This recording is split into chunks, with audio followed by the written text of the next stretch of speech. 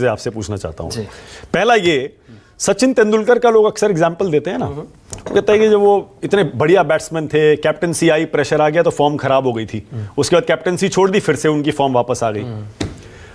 अरविंद केजरीवाल के केस में क्या वो लागू होता है क्या? उन्होंने कैप्टनसी छोड़ दी है, अब अगर वो फुल फॉर्म में फ्रंट फुट पे खेलेंगे देखिए तो आप तैयार हैं उनकी ताबड़तोड़ बैटिंग के लिए? देखिए, दो तरह के एग्जाम्पल चल रहे हैं। एक जगह कहा जा रहा है कि खड़ाऊ रखकर जो है शासन चलाएंगी मुख्यमंत्री जो है आतिशी जी। वो तो कह रही हैं भैया, मर्यादा पुरुषोत्तम भगवान श्री राम जब सिंहासन छोड़कर गए थे तो किसी शराब घोटाले के आरोप में नहीं गए थे। भगवान को दूर रखो अपनी इन गंदी राजनीतियों से।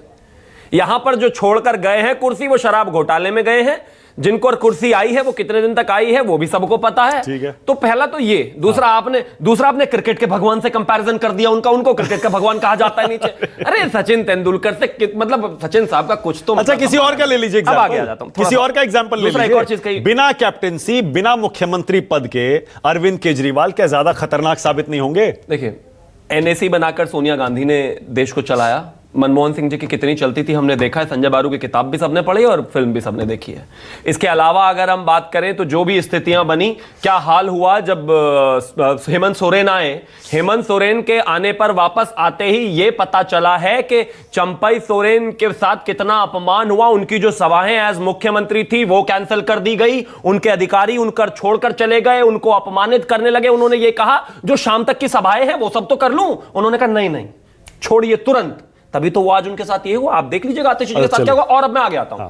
एक बात और कही कुलदीप भाई ने कि वो मुझे आज रोना आ रहा है इस वजह से कि हमारे प्रिय मुख्यमंत्री रो ही तो ठीक से नहीं पाए। अगर कॉपी ठीक कर देते तो माहौल हो सकता है आपका भी बन जाता। एक और बात कही आपके रिपोर्टर महोदया ने कि बहुत अच्छी ओरेटर हैं आतिशी जी, बहुत अच्छा बोलती हैं, पढ़ने में भी ठीक हैं और एलजी से भी समन्वय ठीक ठाक रख लेती हैं।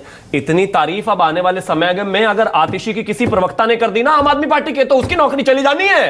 अरविंद केजरीवाल को भी तो बड़ा रखना है। आपको आतिशी से दिक्कत क्या है? किसी से कोई दिक्कत नहीं है। क्या दिक्कत है? हमें तो दिल्ली की जनता है। दिल्ली की जनता अब ड्रामा प्रूफ हो चुकी है।